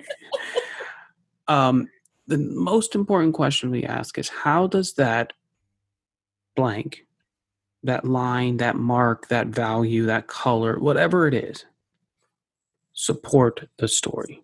Mm-hmm. Mm-hmm. And if it doesn't, why is it there? That's it. That's it. So it like even, for example, a lot of artists will go out and buy a canvas, and then they'll try to design something inside that canvas, right? Make something inside the canvas, not realizing that the canvas itself projects into the psyche a constraint that now you're forcing and cramming your art into. Mm-hmm. Where if you're starting with the story, what's the concept? What's the experience? Let's use designer terms. What's the atmosphere? What's the atmosphere? Right? or what is the experience that you want the end user to have, right? Mm-hmm. What is it ultimately? What's the call to action? What is the offer? What is the thing that, because the painting is not what people are buying. They're buying the experience they have with the painting. So if you're focused on, just putting paint on a canvas and having a pretty picture and making sure it looks like this, that's all important, but it only goes up to a certain experience, certain place. Mm-hmm. But if you start all the way at the end, that a person walks into a room, what is the first experience? We call it the macro. What is that macro experience that they have from across the room that sets you apart from every other image in that room? That dreams you over to it. Exactly. And just consumes you so much that you feel like you need to live with this piece of art in your daily life. That is huge. Yeah. So the macro then attracts you. It's the micro that says, "Ooh, I got to take this home." Right? It's that. So I always use that example. You walk in a bar, you see a pretty woman across the room, you're like, "Whoa," and and so her beauty attracts you. But if she has no brain, you might take her home, but you're not going to take her mom. Yes, I got the laugh out. Okay. So tell me real quick about New Orleans. What is this New Orleans thing? I'm a huge foodie. When you asked me questions about food in your pretext, I was so excited. When you said to decide what we're doing for lunch, the last time I was in New Orleans was for my 18th wedding anniversary, and I took my mother-in-law, with us. She's a huge best friend. I love her, and so she and I and my husband we went to New Orleans and really enjoyed ourselves. But right before we left, she called and said, "So what do we have on the agenda? What are we going to do in New Orleans?" And I said, "Breakfast, lunch, and dinner." What else? What else is there? And beer at every single one of them. And architecture and art. I mean, is there anything else? I mean, what is it that you want besides breakfast, lunch, and dinner? She was saying green beads. No, I just. Oh, I'm crying. This is fabulous. So, I guess since we're there, what was one of the your favorite things that you ate in New Orleans?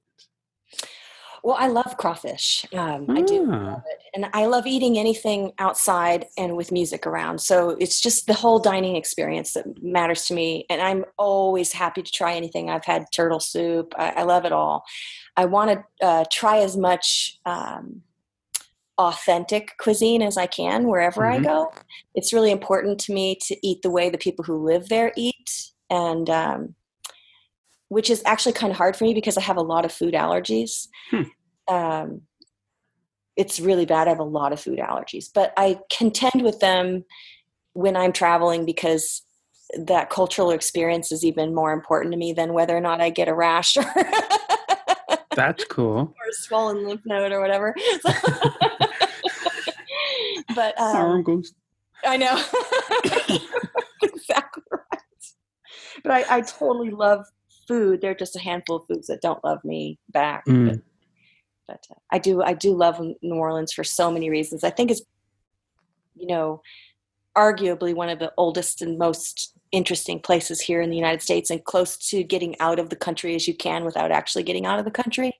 And if you're a people watcher the way that I am, an observer the way that I am, I think it's and I observe without judgment. I tell people this all the time because I know people, they want to go wherever they go and just be themselves, and they carry everything they have with them, including their television. I mean, they're just like, don't leave anything behind. And that is not the kind of traveler I am. And I really love to, just meld in with what's going on and eat the food everyone else is eating and see everything and take it in without thinking, that thong is, revolting to me or whatever. I would never thong out on the street with high heels. How, there's the judgments. Let's just put it that way. If you have a lot of judgments about people and how they're dressed or what they're doing in public, then you probably shouldn't and wouldn't enjoy New Orleans.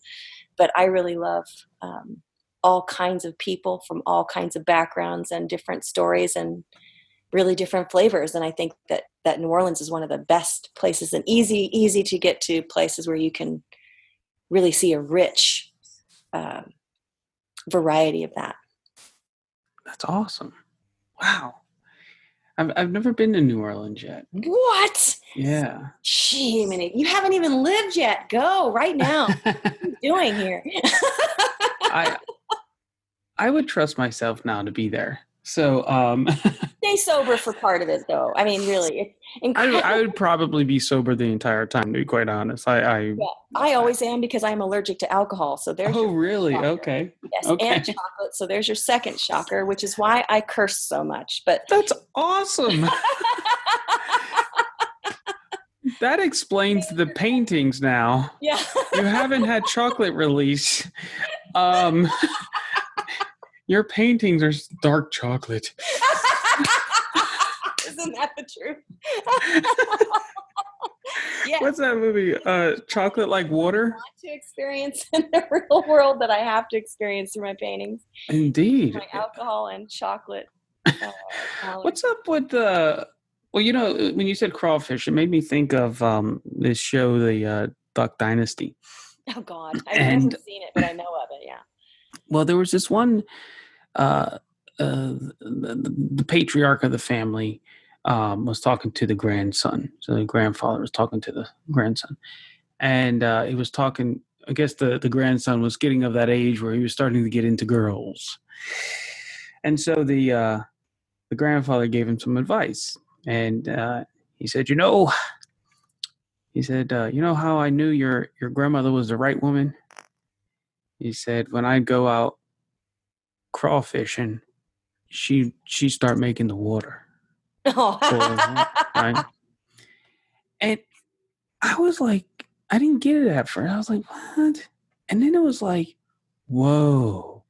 See, like, that's the same for me. When I start making a painting, my husband starts making the box it's going to be shipped in. That's exactly right. He gets me, right?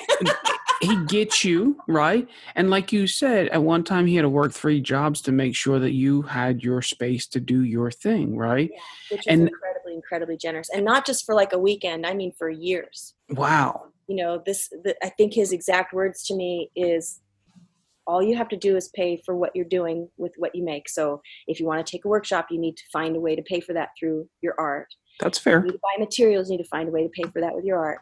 And I'll take care of everything else. And here's the best part. If I get tired, I'll let you know. Oh, wow. I mean, that's cool. There's no greater gift than someone saying to me, I'm going to carry you so you can be you. And if I get tired, I'll let you know. And it was, he's so, so, so good to me. So good to me. Wow.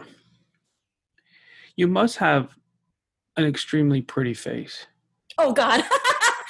and are you saying that because I don't have attractive legs, or? I have no idea what your legs are like, but I'm sure they're absolutely perfection to your husband. To make up for that shortcoming, you must have a pretty face. No. The reason why I say that is there's a saying that says you can judge the character of a man through the countenance of his wife's face. Beautiful. And he sounds like an incredible man. He is. So, he is.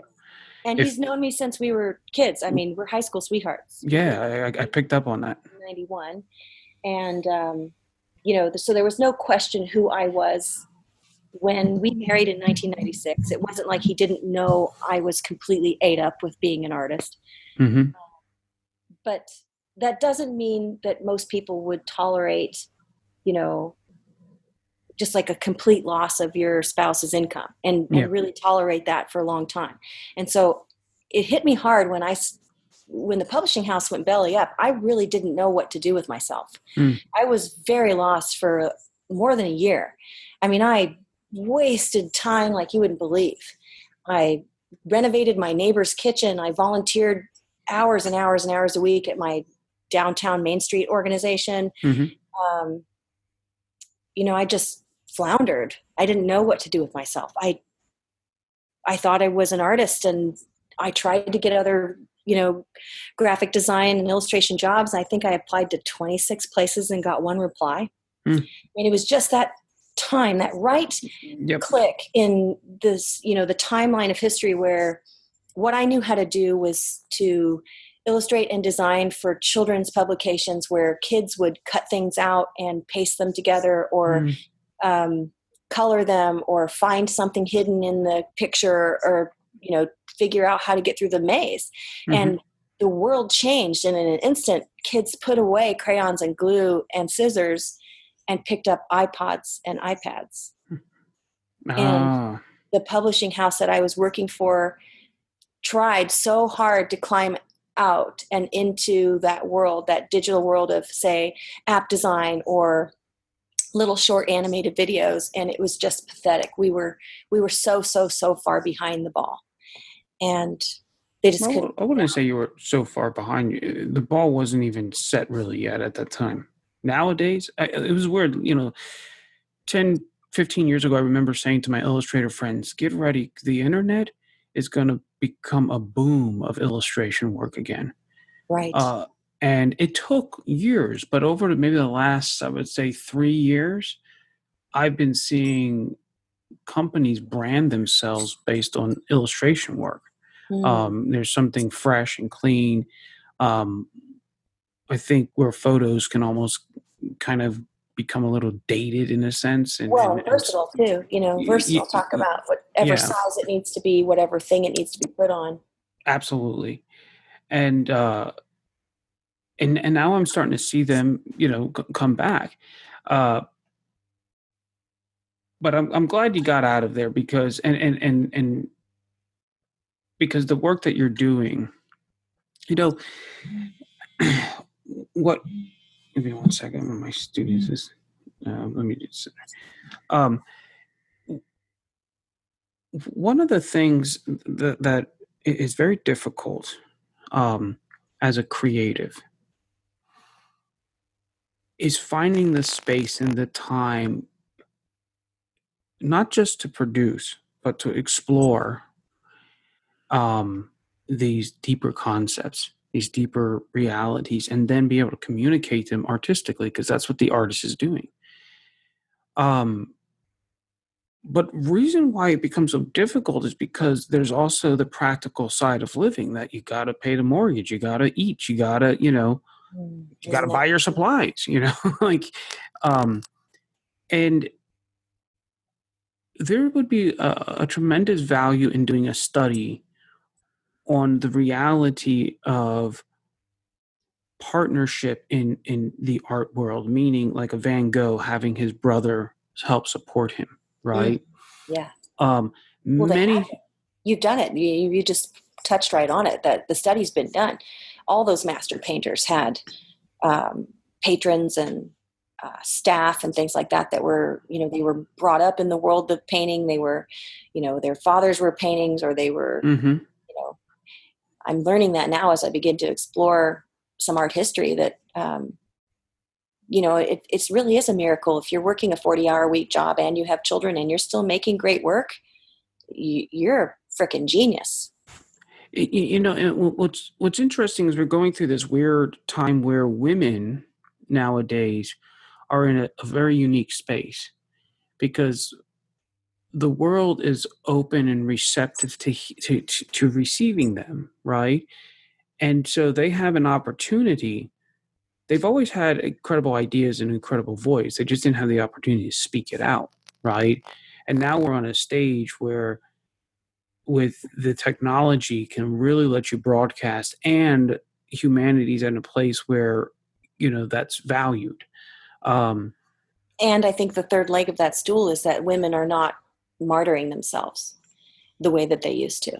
You still see some of it today, unfortunately, but I feel like it is dying out. I think that women they're not just saying, I'll support my husband in everything that he does because he's the breadwinner, or I'll make sure that every single thing in the world is taken care of before I go and make my own work, whether that be a regular job or, outside of the house at an accounting firm, or your work as a painter. It doesn't matter. You're setting aside time for yourself to be what you are, and you're doing it unapologetically. That's the way a man does. A man never gets up in the morning and says, I'm sorry I have to go to work today, sweetie. You'll have to clean the house and take care of the kids by yourself today. That never happens. But women will actually say, I'm sorry I have to go to work today, sweetheart. You'll have to get dinner for yourself. And it's a shock to me that we're not catching up on this. Like, we're not understanding that that's really the root of why over time we haven't seen what we would consider, quote unquote, successful women painters. Well, that's because those women were not allowing themselves permission, and socially within their cultural construct would have been fighting a much harder fight than we are today. Like you said, things have loosened up. We didn't have the constraints of societal, shame on her. She's actually pursuing a career instead of cutting her son's steak, and I mean that very literally. We are not, many women, as through their maternal instinct, are not allowing themselves the same space and time and relaxation and mental clarity, mental freedom to do the work it takes to make great work, because they feel that the responsibilities of being a mother and a wife, or even a daughter, or someone else caring for your parents or whatnot. And sure. I'm not to say that any of those things are bad. I think I'm an awesome mom, and I'm hardworking at it. And my kids would tell you I'm a helicopter parent. I'm very involved in what they're doing and very protective of them. But when I do pull away, when I do submerge myself into myself to make my work, I don't apologize for that. I make everyone in the house aware that that's what's happening, but I don't say, I'm sorry, I'm not going to be making your casserole. No, that's awesome. Like, you're not being apologetic for any of that, for being you. And but men don't. It would never cross a man's mind to say. But that's because we don't talk. Sorry, I'm not here to make your sandwich. That's because we don't talk, but it doesn't mean that when they're at the office, right, and we're talking years ago, or when they're leaving, that it doesn't kill them, right? And that's one thing I think, from a man's perspective, we're not going to oftentimes express that, like, oh, I feel sorry, but they feel guilt. And with men, they go through life where women tend to gather, men tend to isolate. And men feel like it's their responsibility, it's manly to carry on the shame and the guilt and all those things inside, alone. And very rarely, oftentimes women will think, oh, when men get together, they just talk about women and drink and sports, and they do.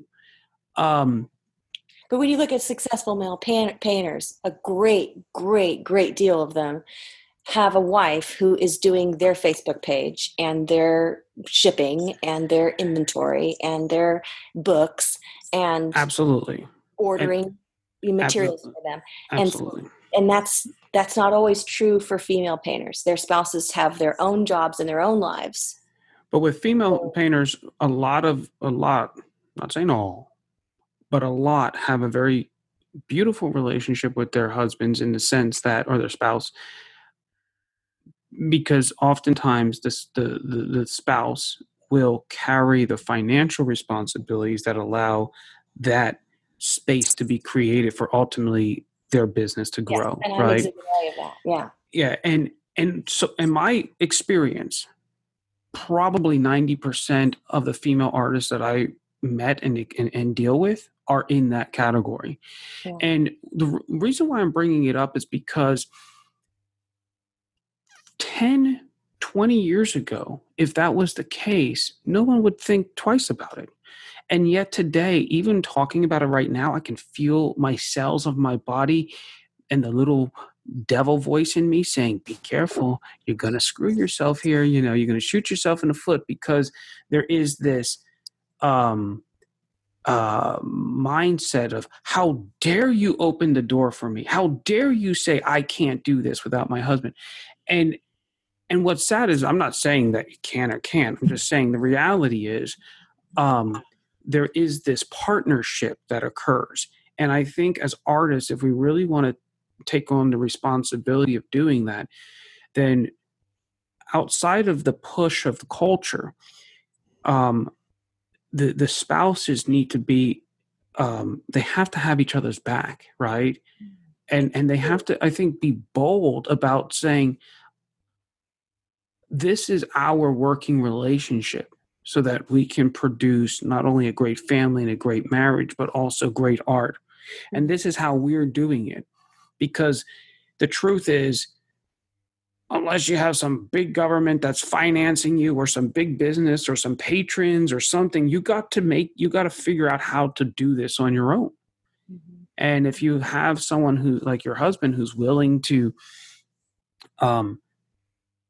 participate with his ability, respond to this need with his abilities, which, like he said, I just love what he said. Like, I'm going to go do these jobs and I'll let you know if I get tired.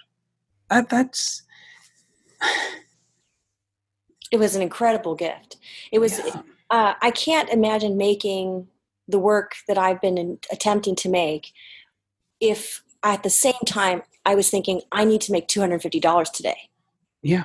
You know, it's not, they are not the same mindset. It's nope. The same as, you can't feel grateful and angry at the same time. You're one or the other. You can't make great work if you're pinching pennies. You have to be able to at least trick yourself, Jedi mind trick yourself into thinking, right, that you don't need to make $250 today. You have to somehow turn that panic. The truth is, love and fear can't exist in the same space. Precisely what I'm saying. And is your work a work of love? Or if you're not lying to yourself, is it actually contaminated and saturated because it was made out of fear? Like, oh God, I got to pay the light bill. I got to sell this thing. Right. Exactly. And so that really does contaminate your decision making. And it's seen throughout the work. And it's not to say that great work hasn't been made under panic situations, but sure.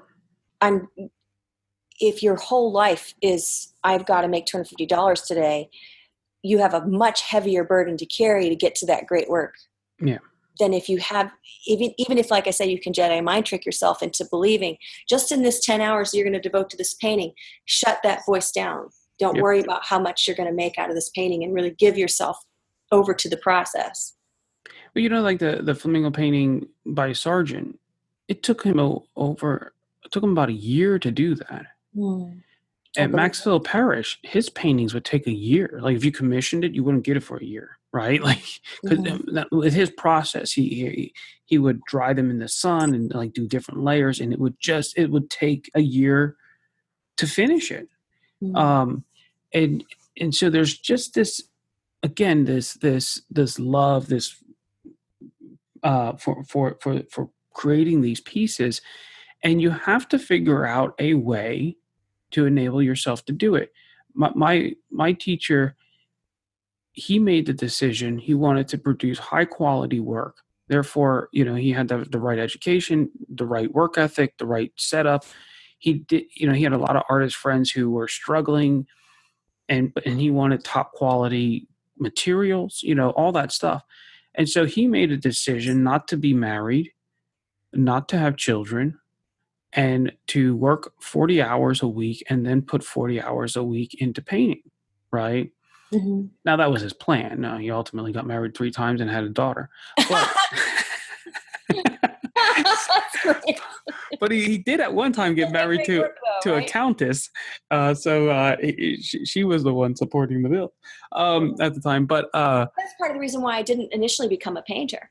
I mean, I wanted to become a painter immediately. That's what I wanted to do right out of high school.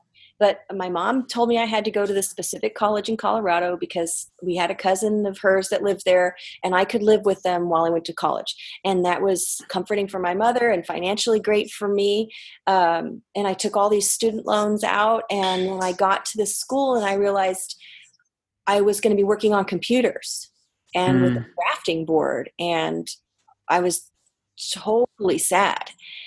Here I was just barely 18, and I realized when the realization hit me, like day one of the class, this is not an art school. This is a graphic design school.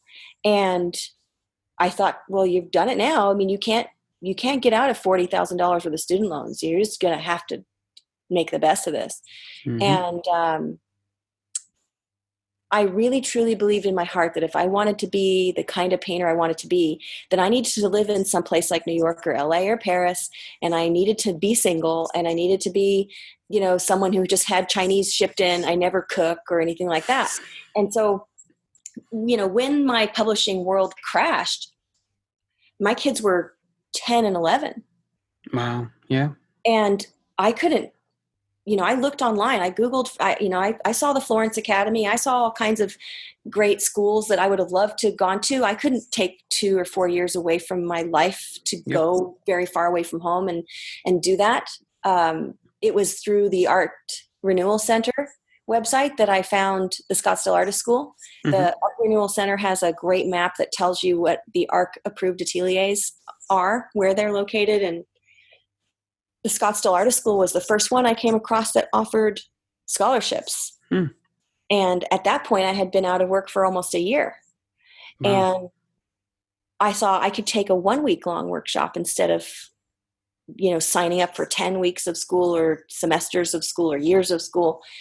And I really believe that was, that sort of little tiny thing that allowed me to think, well, okay, I can take steps towards this without abandoning the entire life that I've built for myself. And there's no other way around it. But so you can, I think, like I said, with the internet, this, in this day and age, with internet access the way we have it, and with being able to learn online or access all the images of great master works within a few clicks of a mouse. And that's what's been allowed me to be able to do this. Otherwise, I really think I would have it. If you'd asked me 20 years ago, 25, almost 30 years ago, right out of high school, I probably should have gone off to Paris or New York or LA if I wanted to try to paint.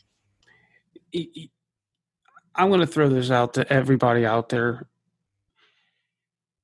If you're looking for an education and you don't have kids, you may be married, you may not be married.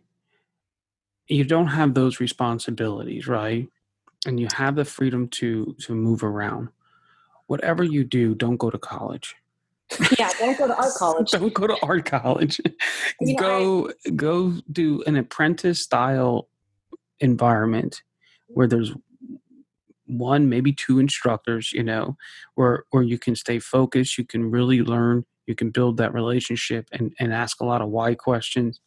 And work towards the work that you want to make. One of the things I see people doing is going to learn how to do an indirect method, the same kind of style like Raphael or would have painted in, but they want to paint like John Singer Sargent. I'm like, then why aren't you learning a direct method? Why aren't why did you sign up for ages and ages of class to do cast drawings? That's not going to help you. Well, someone might say, well, excuse me. Yes, it would. But I'm going to say no, because I haven't done that to get to where I'm painting. I think there's a faster way around. A lot of the times, especially new students, are sold a lot of stuff. Yeah. And it doesn't have to be as expensive as you. I mean, trust me, it's been expensive. I've taken workshops by, I think, the best painters alive today. And they're worth every penny of it. But I'm also a diligent student. When I'm there, I'm taking more notes than you can possibly imagine. And then here's a real twister. I'm actually using my notes when I get home. Right? I'm working off from what I know. And I'm using my connection to that painter to ask them further questions, to follow them in their career and pay attention to what they're doing, what they're saying, and how they're saying it. Like so many of these, so many learners today are very lazy learners. They don't want to be responsible for their own learning. They will contact you to ask a question they could easily have Googled. You know, my kids will say to me, Mom, how do you spell such and such? Googl. That's awesome. But that's the same. YouTube it. How do you do this? How do you do that? There are so many great forums, so many great blogs, so many great podcasts. If you're a lazy learner, then there's no excuse for why your work is still mediocre. You can be painting for 40 years if you're not. Another great example of a lazy learner. People have Alla Prima 2 or Alla Prima 1 for even sitting on their shelf as pristine and perfect and never opened. And all these years they had the answers to making great work right in front of them. I love that you see that and that you speak with a slight disgust with it, because if someone hands you precious things, and you don't even know it, to me that is just like so sad. But see, this is the thing. Like, you can learn all those techniques, right? Like, you can take 10 people and they can all learn those techniques. But what separates them is the energy or the force behind those techniques. And in what? Taste. I tell all of my students, I can teach you so many things technically. I can teach you different methods. I can teach you different philosophies. I can teach you practical things. I can teach you conceptual things. But I cannot teach you good taste. If what you want to make is ugly or obscene or grotesque or, without any purpose at all, you're just trying to scream louder than the other monkey that's screaming really loud, then fling your poo farther. I was just gonna say that. So I can't help you out of that paper bag. You're gonna have to struggle yourself. But you're right. I also can't give somebody passion or stamina. But that's what I mean. Like, all of that invisible stuff that's inside the artist. That's what I mean by that force, right? Like, you can have all the knowledge, but if you don't have that ability to combine them in a way that's pleasing, and obviously you can be trained in tips and ways of seeing, but there's a sensitivity to that. And then also just the work ethic, the attitude in which you approach it. People want to write like a Stephen King, but they won't do what Stephen King does, which is sits down and writes every single day. Right. He's not waiting for inspiration, right? And this is what you were talking about earlier. So there's all of these amazing attributes that you have that have nothing to do with the type of paint you use, or even that you're a painter. Right? Like, there's so much that you bring when you just get up and start walking and stepping into the studio before you actually touch anything physical. And that's, in my opinion, by listening to you through this conversation, makes it clear why you're revered by a lot of people, why your artwork is the way it is. And I'm excited to see you grow over the next, several years, because I see that you're touching into a deeper, you're going into the abyss in it deeper. And what's beautiful is when you go into that darkness, and you do it without fear. And even if you do have fear there, you still you amp up on the courage, right? And you move through it. Right. You just be uncomfortable. Be uncomfortable. Do the work. Yep. And then you receive the gift. Because it's oftentimes in the darkness that you actually find the light. Mm-hmm. Oftentimes in the light, it's just camouflage and you really don't know what you're looking for, right? Because you think, oh, I'm in the light, right? And oftentimes the lie is in the light and the truth is in the dark. Mm-hmm. And I'm using that analogy just because I'm looking at your work, right? Like, to me, it's interesting. I love your energy. And yet when I look at your paintings, I feel like I see you clearer. That's fascinating. I've got my Cheshire grin on because Cheshire grin. I work really hard not to over-explain my work. I really do. I feel like it's just the kiss of death to say to someone, here's what I painted. Let me tell you about it. Here's why I painted it. Let me tell you what I was thinking when I thought it. And it just, I can't think of anything more tiresome and tedious than having someone else explain something to you that you should, it's like having someone explain to you great music. You don't, you just listen to it, right? You're just taken away by it. I agree, but it's the artist's responsibility. They shouldn't have to explain it at the end, because if they're explaining at the end, well, then they're a writer and a poet, right?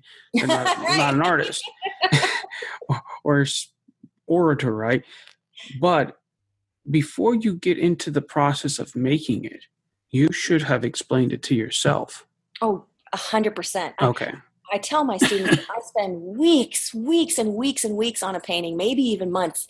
Sometimes I'll spend physical weeks with my blank canvas beside my reference, with just coming in and out of the room and in my mind's eye seeing it burned onto that canvas. Yeah. I tell my students the same way that if you accidentally look at a light bulb and then you close your eyes, you can see that form of the light bulb in your mind's eye. Mm-hmm. That's how clear I want you to see your painting before you've painted it. And all the decision making and questioning and checking things should be happening in your palette stage. I build my palette. It's a closed palette, which means I'm working all of my color problems out, my value problems out on the palette before I have put any paint on my canvas. Oh, I love that. And you left brain. By the time I paint the painting, I'm not, I think you can see it in people's brushwork when they don't know what they want to paint, right? You can feel the indecision in the work. You can see it in the mark making or the lack of mark making, where everything is scumbled in, everything is smashed. Yeah, and because they're thinking and they're not realizing that every thought creates a pulse. Precisely. Even with somebody when they're using a pencil, like you can burn a hole in the paper. Well, yeah. But like if you see a line and it just starts and ends and it's just one continuous smooth line, that's a very confident line because they knew where they are, where they want to go, and they execute it with one breath, right? But if they're second guessing themselves the entire time, then that line becomes fuzzy, right? Or you can even see sometimes where you draw maybe with a pen or a pencil and you make that mark, or even with a brush, if there's a slight hesitation or pause, it stops and it builds up a little darkness, right? Like a little weight, and then you continue. And so when you're looking at lines, you can spot all of these things, these thoughts that are going on in someone's head. Right. Richard calls it licking the canvas. So essentially you've painted that exact same spot over and over and over again because you are in the place of indecision and you don't know what to do. And people want to be painting. That's why I talk about painting trance. People want to be actually painting, and they don't realize that the painting happens way before the application of paint happens. Yeah. It should, anyway. It should be happening in your passion and your dream about what you want to paint and all the work you do to assemble, whether it's your live model or your photograph or your video or whatever you're painting off of. All of that should be happening then. And you should be working out your problems on your palette, which is another reason why I tell painters to use paint. You have to put paint out to be a painter. And you can't be like chintzy or sad that you're not, I had to throw away this small amount of paint that I made because it wasn't didn't get me where I wanted to go, and they don't want to throw that paint away. And I tell them that, Michelangelo did not make the David from a brick size of marble. Mm. He had to have a huge piece of marble to have David emerge out of that. And you have to have enough paint to get to your painting. And that may mean that you've put some aside that's not for this painting, that wasn't for this painting. Maybe it'll still be fresh enough for me to use it when I'm on the next painting. Maybe if I baggy it up or whatever, reuse it somehow, preserve it some way. But to mince and mill around, or to wipe the blank palette when there's nothing there, just hoping to get more of that color out because you're too afraid to try to mix more of it. I mean, it's just bizarre. You said it. They're afraid, and so they're approaching it with fear, because that's all this is, right? It's fear. The mark making is made out of fear because there's hesitation. They don't know what to do. They're indecisive. Why? Because they feel either that they don't lack the right knowledge or skill or training or history, or that they're going to mess up and people are going to shame them or whatever, right? So there's just constant fear, and like one of I call him my CYO, my chief Yoda officer. Bill, he always says, women smell fear dogs smell fear and women smell dogs, right? Women smell dogs. And so you have to create a system for yourself that either taps into confidence, which then eliminates fear, or if fear is going to be present, that you have a system of courage, right?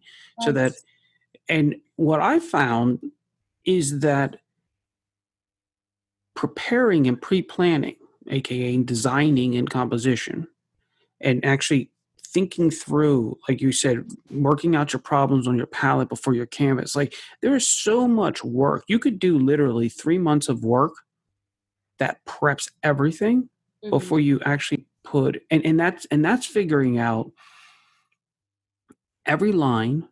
And by line, I also mean the edge, right? Anything that moves the eye through the image. Every line, every space, every value, every temperature and color, you can actually map out. There are notation ways that you can figure out every single aspect of your image before ever mixing one thing of paint. That's so funny that you say that, because I actually call them maps. Oh, really? That's awesome. That's what they are, right? Primarily work from photographs of paint, photos I take myself, and I have them in folders called maps. And when I get ready to do a new series, I have all the paintings for that series already designed, already done.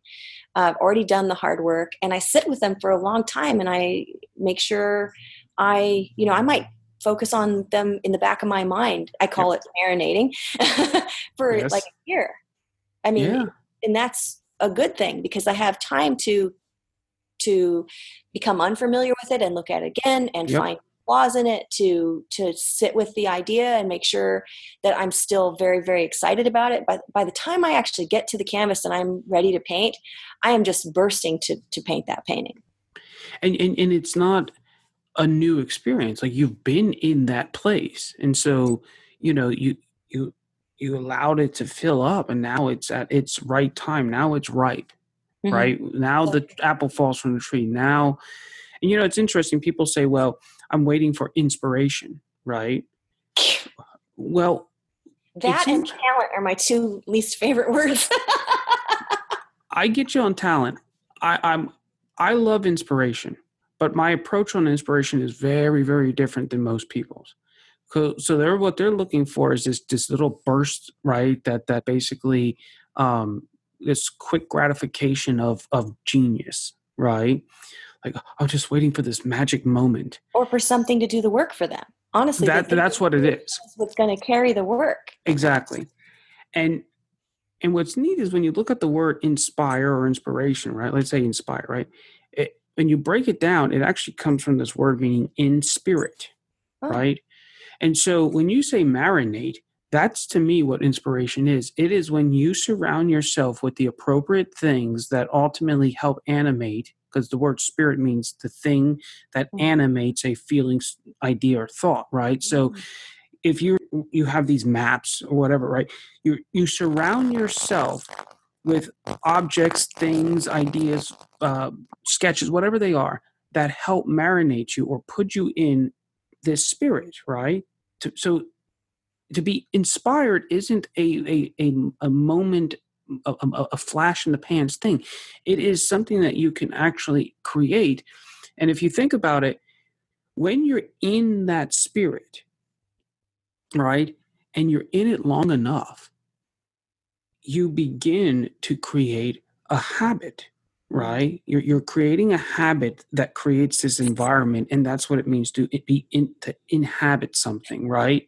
So you have total control over creating your studio or this space to bring in this spirit, these ideas. So, for example, if you're going to do flamingo, right, paintings, right? Let's say you're going to do a series on that or whatever, right? Well, you may bring into your studio for a year the right kind of music, the right kind of posters or